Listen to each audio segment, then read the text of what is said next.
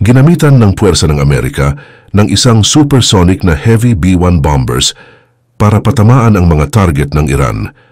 Ayon sa mga balita, tinatayang nasa 34,000 kilo ng payload bomber ang inihanda ng Estados Unidos para sa kanilang gagawing operasyon.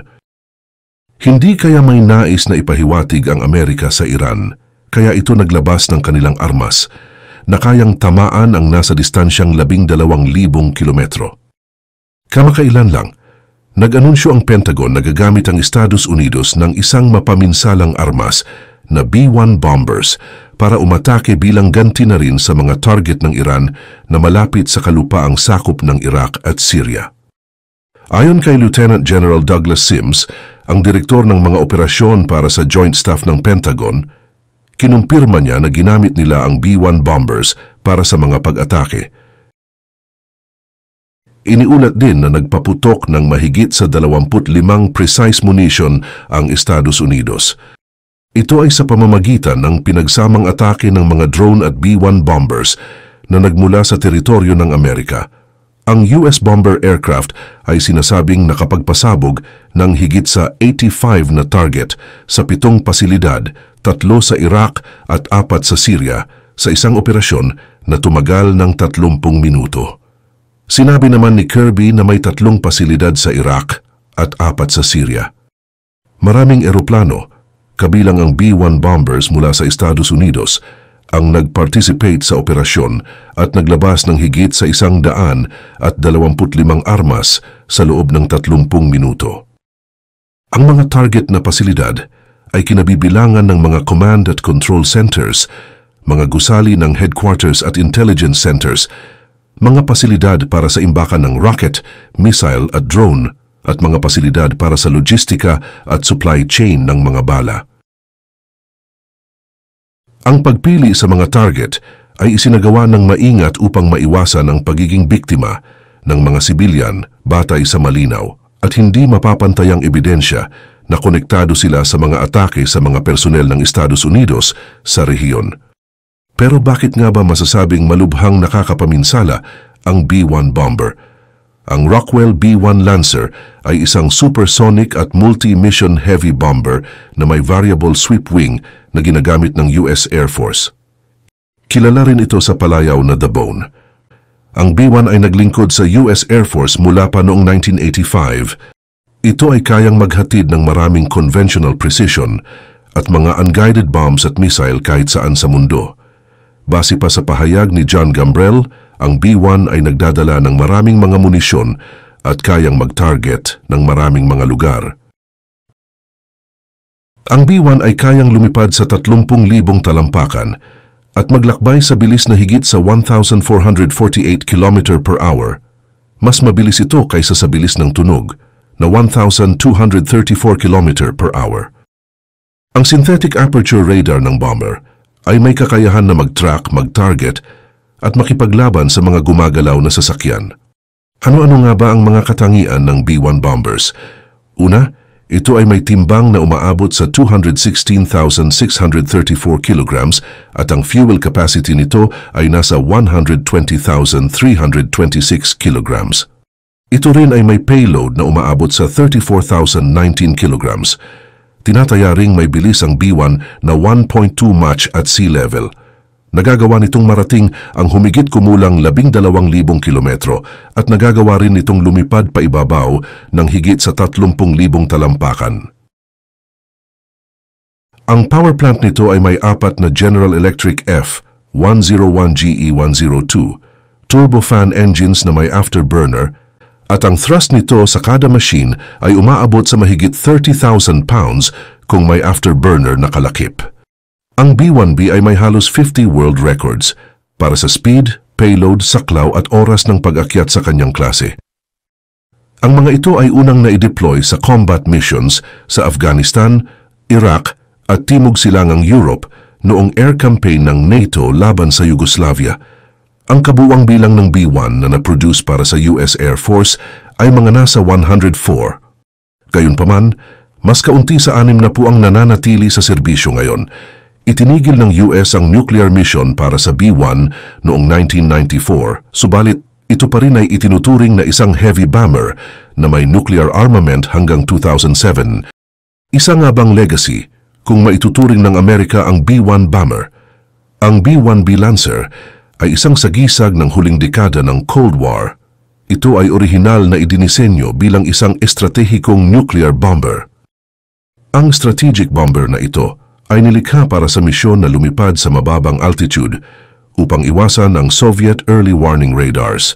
Unang inilabas ang B-1A bomber noong dekada ng 1970 bilang isang kapalit ng B-52 aircraft. Apat na mga prototype ng long-range high-speed na estratehikong bomber ang na-develop at nagawang masubukan noong mid-1970s. Ang programa ay itinigil noong 1977 bago ito pumasok sa produksyon, ngunit ang flight testing ay nagpatuloy hanggang 1981. Ang B-1B bomber naman ay isang pinabuting variant na inumpisahan ng administrasyon ni Reagan noong 1981. Binago lamang ang mga B-1 upang lakipan ito ng bagong teknolohiya at kakayahan, kabilang ang mga stealth features, variable sweep wings at advanced avionics.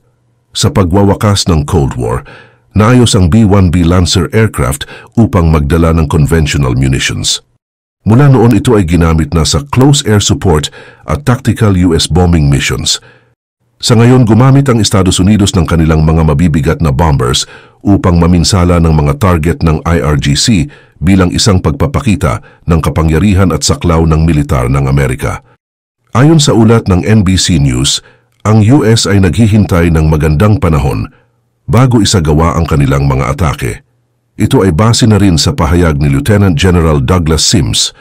Gayunpaman, mayroong kritisismo sa mabagal na tugon ng Estados Unidos, kung saan sinasabi ng ilang kritiko na binibigyan nito ng sapat na panahon ang mga grupo ng milisya upang magtago.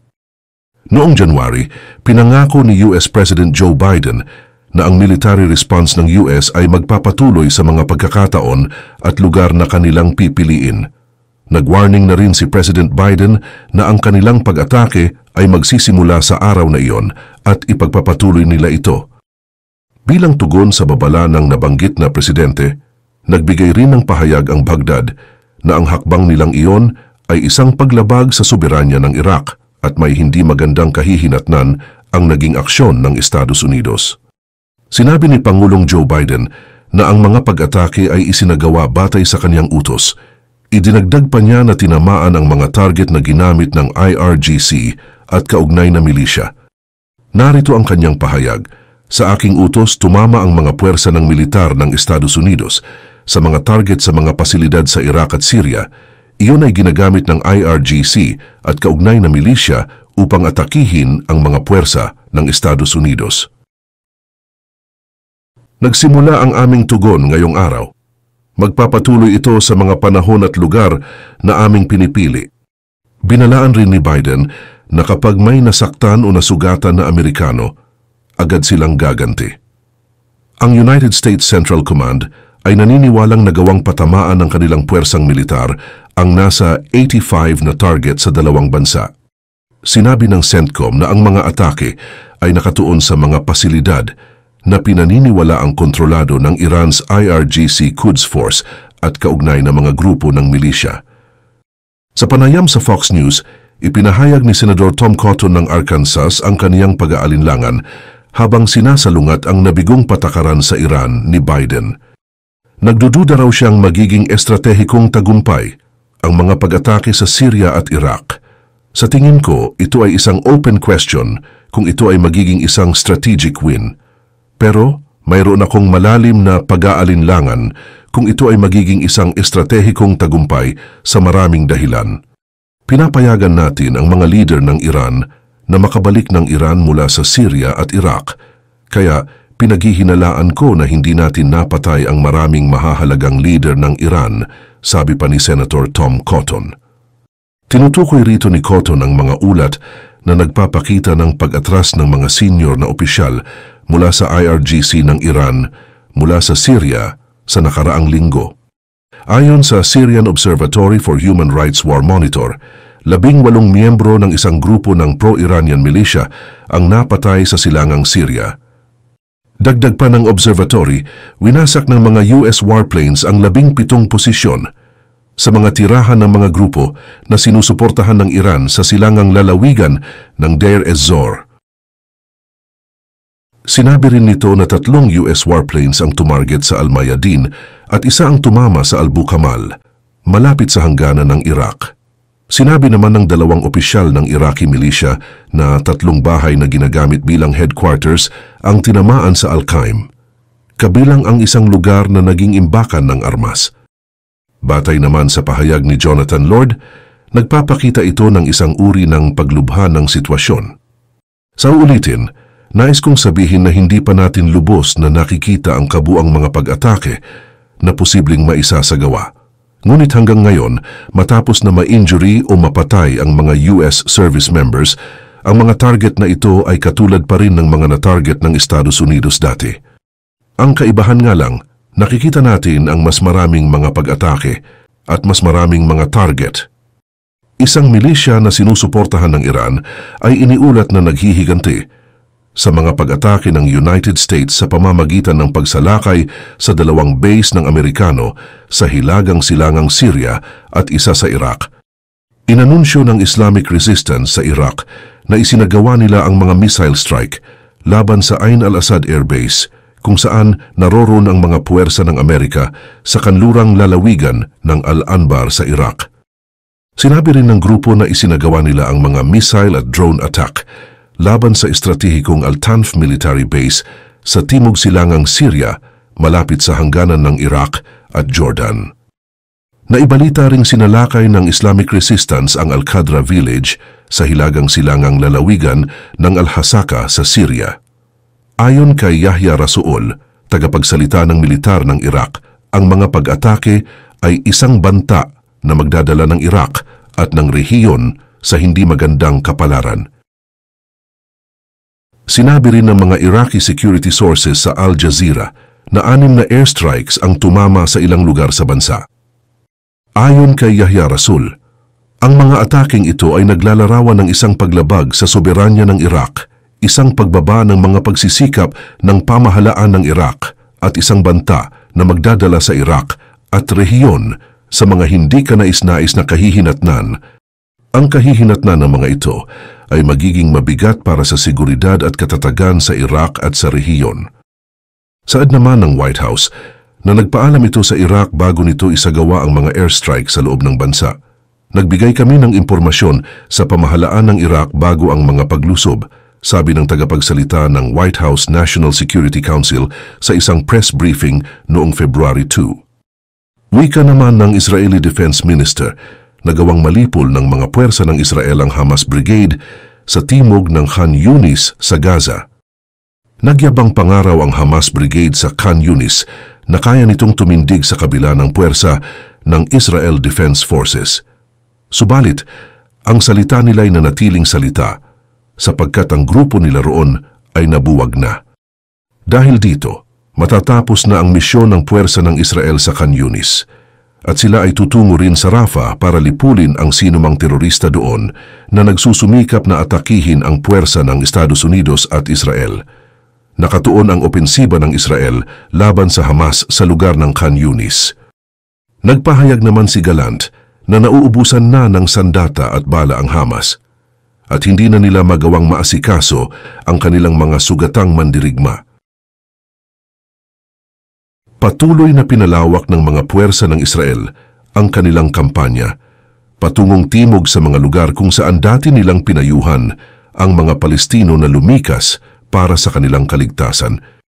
Ang Rafah ay ang pinakatimog na lungsod sa Gaza at wala ng ibang direksyon patungo sa timog na pwedeng puntahan ng mga sibilyan lalo pa at hindi sila pinapayagang lumabas ng teritoryo ng Israel at Ehipto. Sa katunayan, 85% ng populasyon ng 2.2 milyon na mga tao sa Gaza ay nasa iba't ibang lugar at higit sa 1 milyong tao ang naninirahan sa Rafah. Siniguro naman ng Israel sa Ehipto na anumang operasyong militar sa hangganan ng Ehipto at Gaza Strip ay hindi magreresulta sa malawakang migrasyon ng mga Palestino patungo sa teritoryo nito. Nagpahayag kasi ng pangamba ang Cairo na maaring magdulot ang labanan sa Rafah ng malalaking bilang ng mga taga-Gaza na tumakas patungo sa Sinai Peninsula. Parang mas lumulubha kasi ang suspetsa ng Ehipto sa mga layunin ng Israel tungkol sa migrasyon ng mga Palestino. Noong nakaraan nga lang ay nagtagpo ang intelligence officials ng Israel at Ehipto sa Cairo para sa mga usapan tungkol sa operasyon ng Israel sa timog ng Gaza. Tinawag ni US Secretary of Defense Lloyd Austin ang kasalukuyang krisis sa gitnang silangan na isang mapanganib na sandali.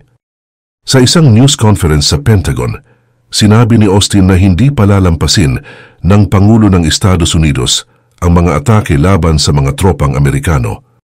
Itinataya ang kanilang buhay at nawawalan sila ng sarili nilang buhay upang panatilihing ligtas ang kanilang kapwa Amerikano mula sa pandaigdigang terorismo. Hindi hahayaan ng Pangulo ang mga atake sa mga tropang Amerikano at maging ako rin mismo. Ang ating mga kasamahan ay pinatay ng mga radikal na milisya na suportado ng Iran at nag-ooperate sa teritoryo ng Syria at Iraq. Sa huling pagkakataon ng nakakikilabot na atake ng Hamas sa Israel noong October 7, sinubukan ng mga Iranian-backed terrorist na magpalaganap pa ng mas maraming kaguluhan, kasama na ron ang Houthi na pumupuntirya sa mga commercial shipping sa Red Sea. Dahil dito, maituturing ito na isang mapanganib na sitwasyon para sa gitnang silangan. Patuloy kaming magtatrabaho upang maiwasan ang isang mas malawak na kaguluhan sa rehiyon.